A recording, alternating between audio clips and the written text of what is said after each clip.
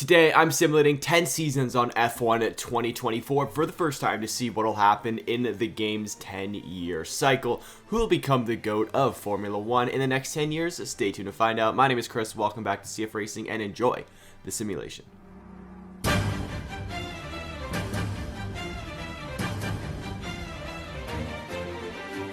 In 2024, Charles Leclerc surprisingly wins the World Championship as he takes 10 wins, 489 points to finish in P1, with Max Verstappen taking 8 wins, 447 points to finish P2, and I hope this actually happens in 2024. Carlos Sainz takes 1 win, 344 points to finish P3. George Russell takes 2 wins, 307 points to finish P4. Norris, 1 win, 260 points to finish P5. Lewis Hamilton, 247 points to finish P6. Fernando Alonso takes his first 2 wins since like 2012 or 2013. He takes 2 wins, 240 points to finish P7. Perez, 156 points to finish P8. Piastri, 124 points to finish P9. And Lance Stroll, 28 points to finish P10. In the constructors' standings, Ferrari win their first constructors title and I guess driver's title since 07 and 08. Red Bull finished P2 with Mercedes P3, McLaren P4, Aston Martin P5, Williams P6, Stake P7, Alpine P8, VCarb P9, and Haas in dead last. In the driver transfer market, Kevin Magnussen decides to retire from Formula 1. That might be for the best, and surprisingly, Ollie Behrman goes to Haas. That's quite realistic, and heading into 2025, there is no regulation change. In 2025, Fernando Alonso wins his first driver's title since 2006 as he takes 10 wins on the year, 471 points. What a year from him, and he takes P1. George Russell takes 5 wins, 407 points to finish P2. Charles Leclerc takes 5 wins, 346 points to finish P3. Lewis Hamilton takes 2 wins, 297 points to finish P4.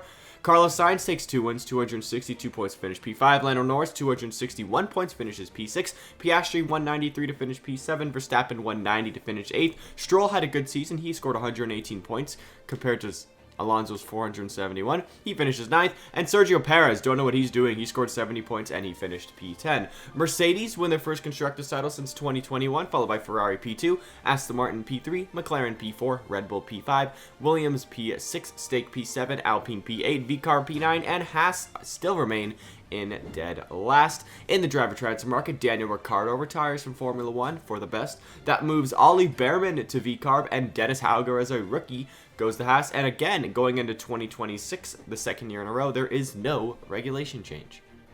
At the ripe age of 84, Fernando Alonso goes back-to-back for the first time since 2005 and 2006. Man, history, I guess, does repeat itself as he won in 2025 and in 2026. Look at that 20-year difference. Alonso takes 9 wins, 397 points to finish P1. Lando Norris takes 6 wins, 392 points to finish P2. And man, we had a title fight this season. Charles Leclerc takes 3 wins, 342 points to finish P3. Piastri takes 3 wins, 313 points to finish P4. Max Verstappen takes 2 wins, 267 points to finish P5. George Russell, 244 points to finish P6. Sainz, 198 points to finish P7. He got destroyed by Leclerc.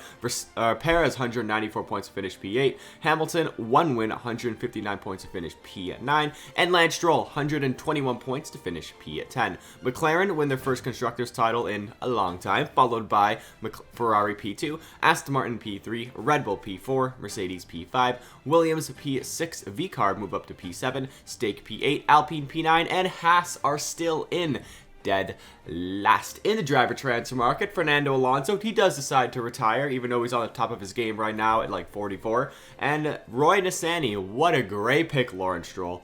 He goes to Aston Martin. You can't make this up. And heading into 2027, the grid's going to shake up massively as we have a regulation change to aero, chassis, and power, which are the 3 performance departments. In 2027, Alexander Albon just absolutely dominated as he took 20 wins on the year, 603 points he scored to finish P1. That Williams car was insane, and Logan Sargent didn't even finish P2 as Piastri scored 280 points to finish P2, and Logan Sargent 249 points, he finished 3rd. Lando Norris took a win, 246 points to finish P4. Charles Leclerc 1 win, 220 points, 224 points to finish P5. Russell, 210 points to finish P6. Sainz, 209 points to finish P7. Hamilton, 162 points to finish P8. Stroll, 1 win, surprisingly, 138 points to finish P9. And Yuki Tsunoda, 1 win, 109 points to finish P10. Williams, I can't even remember the last time they won a World Drivers' Championship because I wasn't even alive. They win the World Constructors' Championship. They finished P1. Wow, unreal. McLaren finished P2, Ferrari 3rd, Mercedes 4th, Aston Martin 5th, Stake P6, VCarb 7th. Red Bull dropped down to P8. They had a terrible regulation change. Haas move up to P9, and Alpine are now the worst team there in dead last. Looks like Sergio Perez has had enough. He decides to retire, and that moves Théo Pourchaire to Red Bull. And as you can see in this year's game, the transfers kind of suck. There's not many, and this is all default settings. And heading into 2027, there is no regulation change. In 2028, Alexander Albon does the double. He goes back-to-back. He takes 9 wins, 373 points to finish P1. That's his second driver's title. Lando Norris takes 5 wins, 340 points to finish P2. Oscar Piastri, 1 win, 332 points to finish P3. Lance Stroll actually took 3 wins, 311 points to finish P4. So, like, what would have Alonso done in that car? George Russell takes 1 win, 262 points to finish P5. Charles Leclerc takes 1 win, 254 points to finish P6. Sainz, 222 points to finish 7th. Max Verstappen takes 1 win. He's been kind of out of the picture in the simulation. 217 points to finish P8. Sargent, he gets a win. Let's go. 1 win, 155 points to finish P9. And Roy Nissany scores 23 points to finish P10. Good job, Roy. You're in a Red Bull. You should be doing... Oh no, he's in an Aston Martin. He's in Aston Martin. He should be doing much better. If Lance Stroll's winning races, and this guy's only scoring 23 points. McLaren win their second constructors title of the simulation, followed by Williams in P2 and Ferrari P3. Mercedes P4, followed by Aston Martin. Red Bull, Stake, Alpine, VCarb, and Haas are back in dead last. And in the driver transfer market, we actually had a mid-season driver change. Théo Pourchaire went to free agency. Dennis Hauger replaced him at Red Bull, and Enzo Fittipaldi replaces Dennis Hauger at Haas. And at the end of the season, Esteban Ocon retired from Formula 1, I guess because the Alpine sucks. That moves Théo Pourchaire, the Frenchman, goes to Alpine. Zhou Guanyu goes to Williams. Dennis Hauger goes to Stake. Roy Nissany goes to Red Bull after scoring 23 points and losing to Lance Stroll. Alright, and Logan Sargent goes to Aston Martin to replace Roy Nissany. And heading into 2029 Season 7, there is no regulation change. Season 6, 2029, Albon wins 3 drivers' titles in a row as he takes 7 wins on the year, 399 points to finish P1. Charles Leclerc takes 5 wins, 335 points to finish P2. Piastri takes 3 wins, 299 points to finish P3. Lance Stroll takes 2 wins, 272 points to finish P4. Max Verstappen takes 3 wins, 262 points to finish P5. Carlos Sainz takes 1 win, 243 points to finish P6. Zhou, 1 win, 192 points to finish P7. George Russell, 167 points to finish P8. Logan Sargent takes another win, 158 points to finish P9. And Lewis Hamilton scores 71 points to finish P10. Williams win their second constructors title of the simulation, followed by Ferrari P2, McLaren P3, Aston Martin P4, Red Bull P5, Mercedes P6, Stake P7, Alpine P8, Haas in P9, and VCarb are in dead last. In the driver transfer market, surprisingly, Russell retires and not Hamilton. That moves Yuki Tsunoda to Mercedes, and Frederick Vesti as a rookie goes to VCarb. And we got a major regulation change again to all 3 performance departments, aero, chassis, and power, heading into the 2030 Season 7 F1 season. In 2027, you love to see it, Charles Leclerc is a 2-time champion in the simulation as he takes 3 wins, only 3 wins surprisingly, but he was consistent, takes 357 points to finish P1. Lance Stroll had 5 wins, somehow 325 points to finish P2. Looks like Ferrari didn't have the best car, but they had the best driver. That's just how it is. Albon takes 5 wins, 307 points to finish P3. Piastri takes 2 wins, 286 points to finish P4. Carlos Sainz had a good season. He took 4 wins, 267 points to finish P5. Lando Norris, 259 points to finish P6. Sargent, 1 win, 225 points to finish P7. Zhou had 1 win, 215 points to finish P8. Max Verstappen had 3 wins, 174 points to finish P9. Yes, there's a lot of different winners this season. And Yuki Tsunoda had 127 points to finish P10. Ferrari win their second constructors title of the simulation, followed by Aston Martin in P2 and McLaren in P3. Williams dropped down to P4, followed by Mercedes P5, Red Bull P6, Stake P7, VCarb P8, Haas P9, and Alpine are in dead last. Unfortunately, there are no driver transfers going into 2031, but there is a regulation change to the durability department. In 2031, Oscar Piastri wins his first World Drivers' Championship as he takes 8 wins, 395 points to finish P1. He was in a title fight with Max Verstappen in the Red Bull as he took 6 wins, 386 points to finish P2. Lando Norris takes 3 wins, 328 points to finish P3. Charles Leclerc takes 2 wins, 292 points to finish P4. Sainz took a win, 153 points. 253 points to finish P5. Albon 3 wins, 240 to finish P6. Stroll 1 win, 220 to finish P7. Sargent 196 points to finish P8. Zhou scored 111 points to finish P9. And Yuki Tsunoda 101 points to finish P10. McLaren win their 3rd Constructors title of the simulation, followed by Ferrari P2, Aston Martin P3, Red Bull P4, Williams P5, Mercedes P6, Stake P7, VCarb P8, Haas P9, and Alpine in dead last. In the driver transfer market, Carlos Sainz retires from Formula 1. That moves Lando Norris, major transfer, to Ferrari. Alexander Albon goes to McLaren, and Jack Doohan goes to Williams. Heading into 2032, there is another major regulation change to chassis power and durability, which will hopefully shake up the grid once again.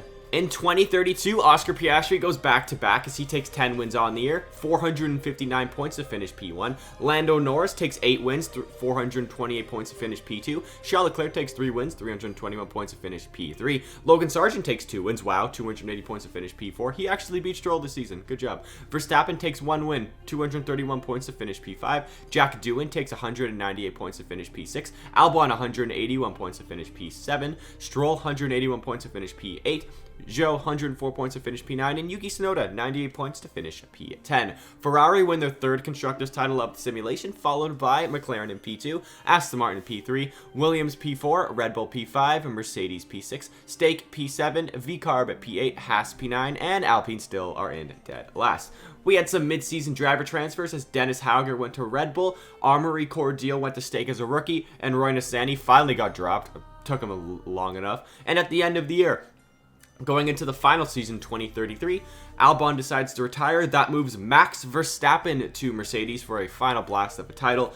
Enzo Fittipaldi goes to Red Bull to replace Verstappen, and Roy Nissany unfortunately came back, and he's in Haas. And going into the final season, there is no regulation change. It looks like we're going to have a title fight. Season 10, 2033 was Max Verstappen's one and only title in this simulation, as he had a title fight with Lando Norris, and he took 10 wins on the year. 473 points to finish P1. He has dethroned Piastri by quite some margin. Lando Norris takes 6 wins, 404 points to finish P2. Piastri takes 3 wins, 382 points to finish P3. Jack Doohan takes 4 wins, 309 points to finish P4. Charles Leclerc takes a win, 256 points to finish P5. Logan Sargent takes 229 points to finish P6. Dennis Hauger, 118 points to finish P7. Enzo Fittipaldi takes 117 points to finish P8. Lance Stroll and Zhou Guanyu take 105 points each. Stroll was 9th, and Zhou was in P10. McLaren win their 4th and most Constructors titles of the simulation. Good job for them. Well, that moves Ferrari into P2 and Williams P3.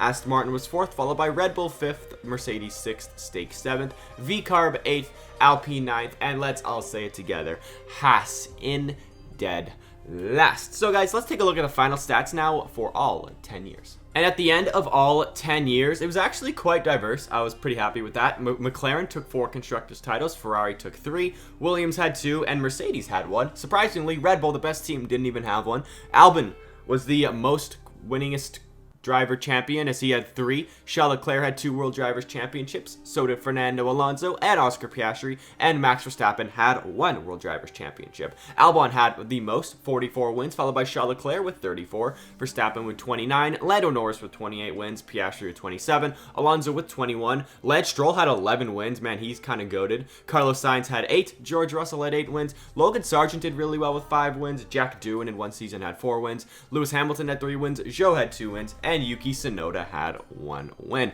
So guys, that is going to wrap it up for today's video. If you guys did enjoy and you want to see more simulations just like this one, or maybe even like a Tesla or an Ollie Bearman career sim, let me know in the comment section down below which ones I should do, maybe like Coke versus Pepsi. And with that being said, I'll see you guys in the next one. Goodbye.